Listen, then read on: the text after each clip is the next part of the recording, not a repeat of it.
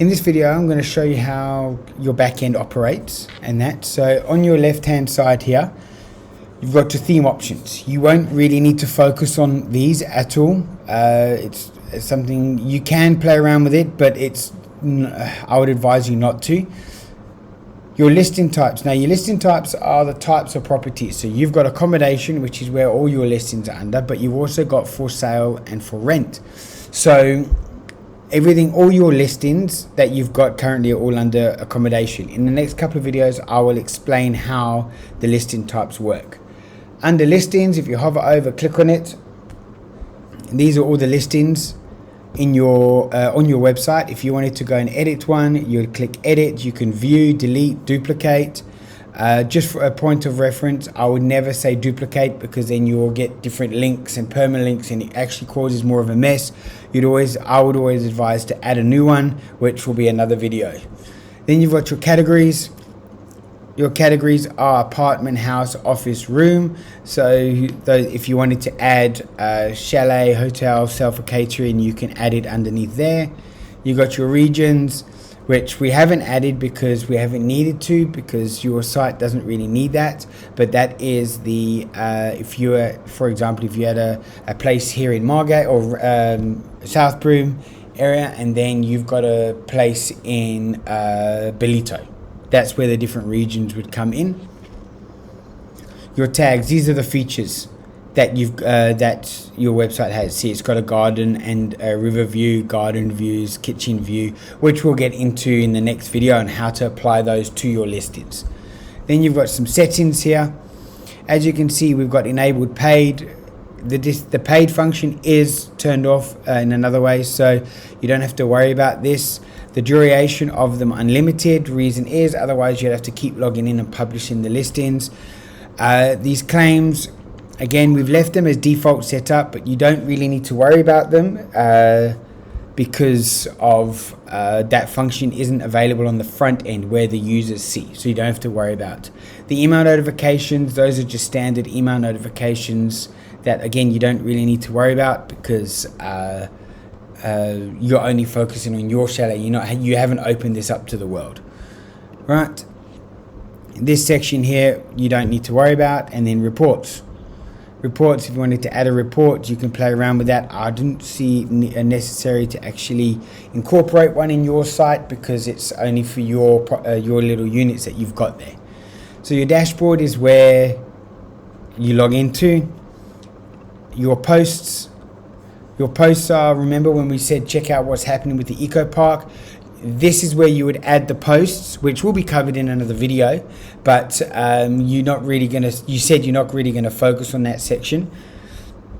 If you wanted to add a new post, if you wanted to categories, so the beauty of categories, you can go eco park, you can have one for Bellevue, you can have one for whatever function, whatever area you want, even just a holiday. And then you can place them in different sections of your website. Your tags are just extra little keywords for your posts, as you can see here. Then you've got your media, which is where all the images are stored. So you'll see here, all your images are stored there. Then we've got your pages, which are all the pages here that have been made. You've got the comments. You got you got contact. Contact form is the form that we've used for your website. There it is there. You got Elementor. Elementor is the page builder that we used, which we will have a lesson on.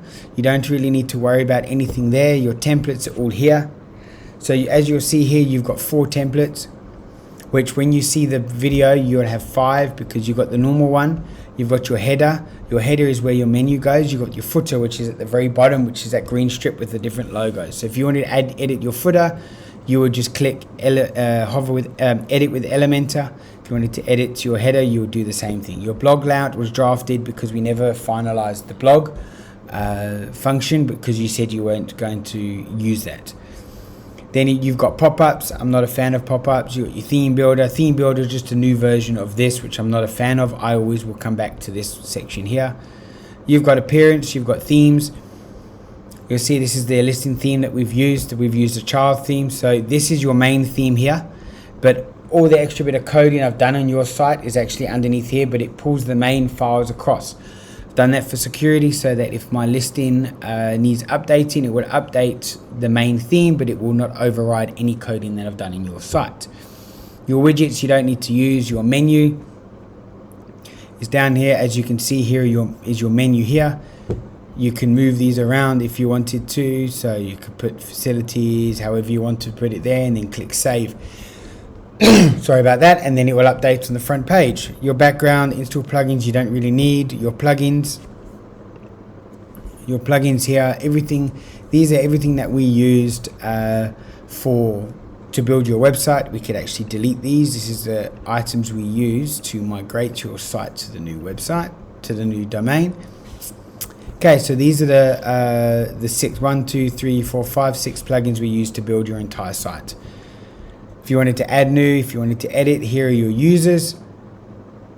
Currently it's only me, you will be there also. There's the profile, tools, just standard tools, settings. If we click on general, there's the title of your website, everything like that.